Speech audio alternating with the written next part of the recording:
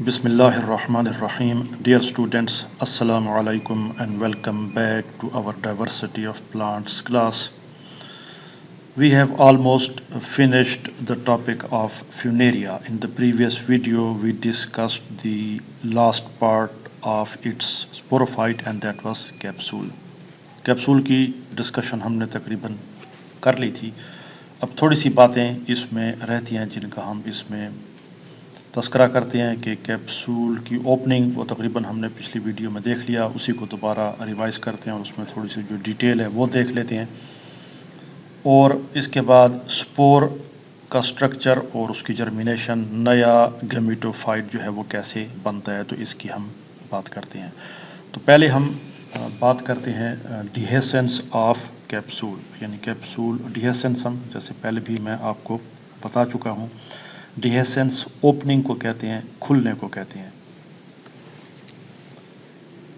डिहेसेंस of capsule.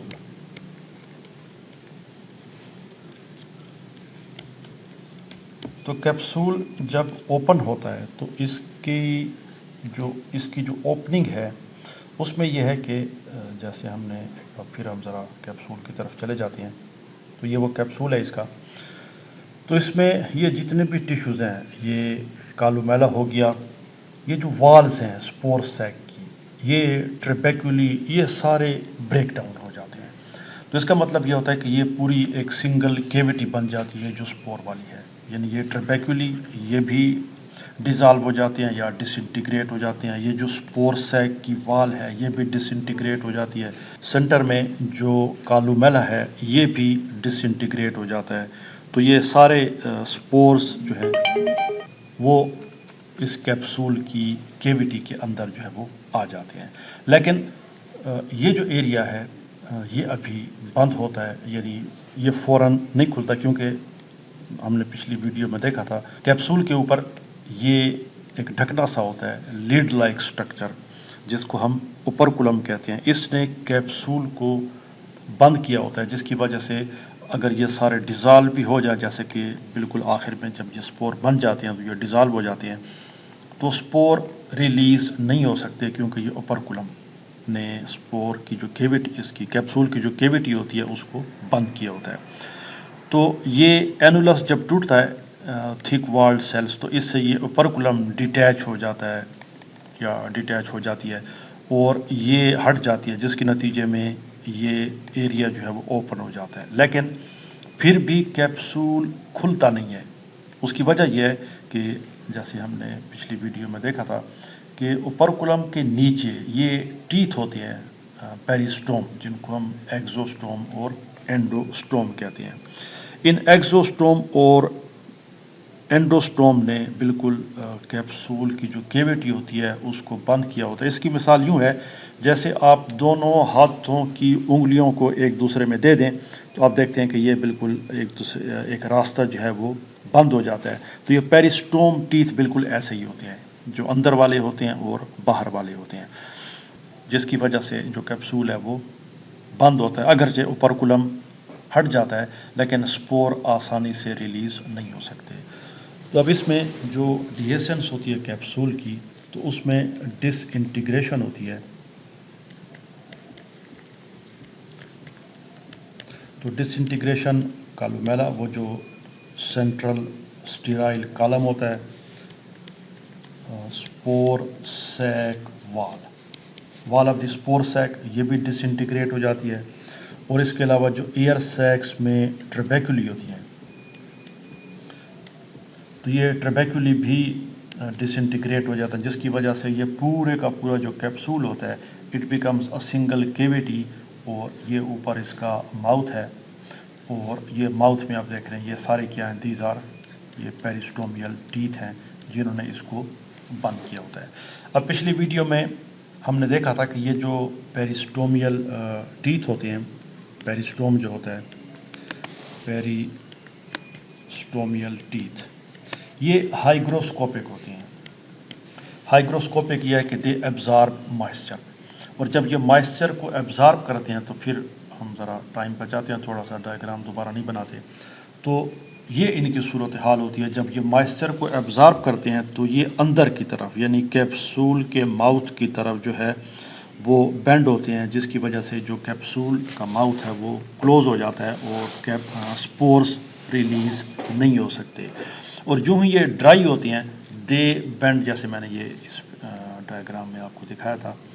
जैसे ही ये dry होते हैं तो ये फिर सीधे हो जाते हैं। जब ये सीधे हो जाते हैं तो ये कैप्सूल की जो कैविटी है वो ओपन अप हो जाती है और स्पोर्स रिलीज होते हैं। तो ये हो गई डिहेसेंस of the capsule.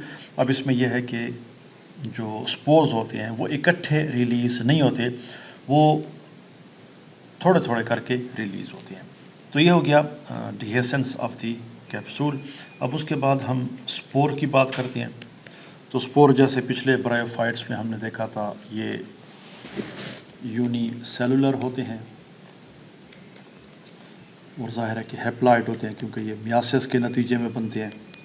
Spore sac में जो स्पोर मदर सेल्स होते हैं उनमें मियासिस होती है और उनके नतीजे में स्पोर टेट्राड बनता है। तो ये हैप्लॉइड होते हैं। इनकी जो वाल होती है स्पोर वाल, इट इज़ टू लेयर्ड, वाल इज़ टू लेयर्ड, दो उसमें लेयर्स होती हैं, एक एक्सोस्पोरियम होती है और दूसरी जो है वो एंडोस्पोरियम होती है। तो ये इसका टाइनी, बहुत छोटे छोटे माइक्रोस्कोपिक इसके स्पोर्स होते हैं और जब ये गिरते हैं सूटेबल सबस्ट्रेटम पे तो ये जर्मिनेट करते हैं और इनसे नया गैमेटोफाइट बनता है। लेकिन अगर आपको याद हो, जब हम ब्रायोफाइट्स के जनरल कैरेक्टर्स पढ़ रहे थे तो उसमें हमने ये बात की थी कि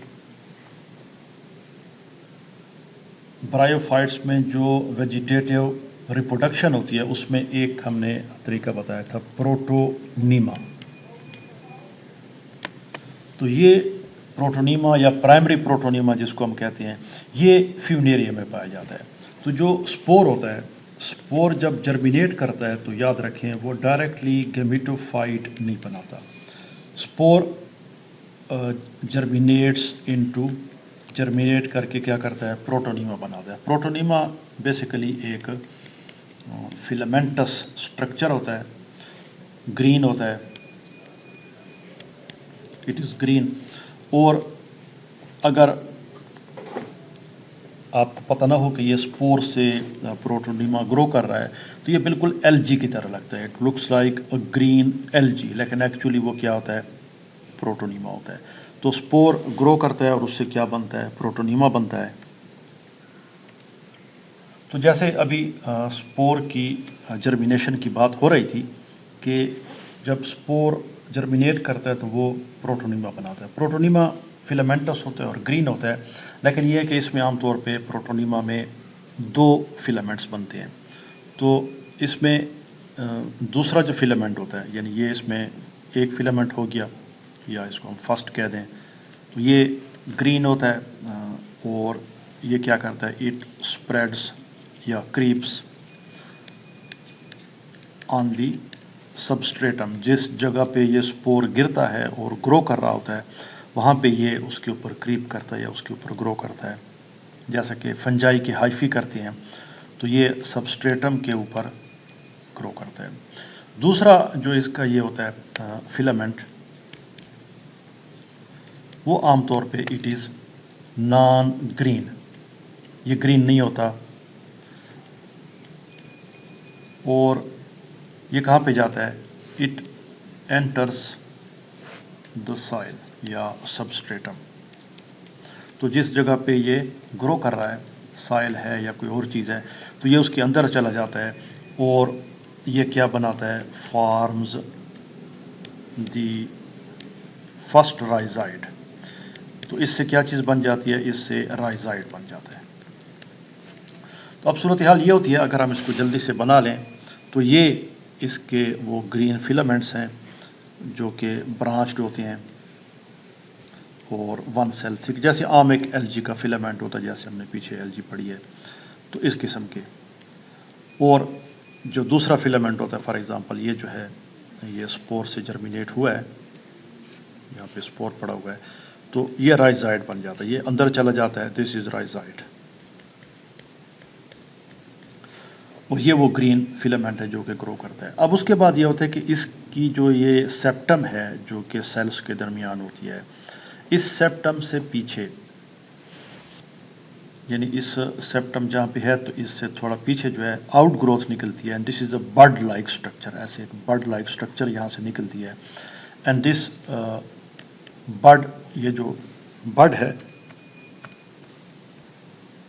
ये डेवलप होती है into new gametophyte, develops into new gametophyte.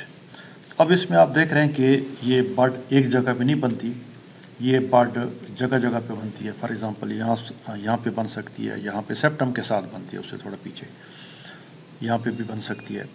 तो ये बड्स बनती हैं, और इन बड्स से फिर तो एक प्रोटोनीमा जो है it can form several gametophytes.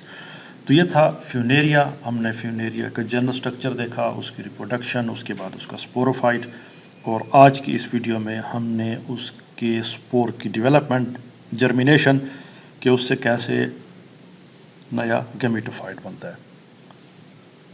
बाकी इंशाल्लाह इसके बाद जो है वो हम टेरिडोफाइट्स की बात करेंगे अगली वीडियो से, और उसके बाद इंशाल्लाह gymnosperm. So thanks for watching and see you in the next video.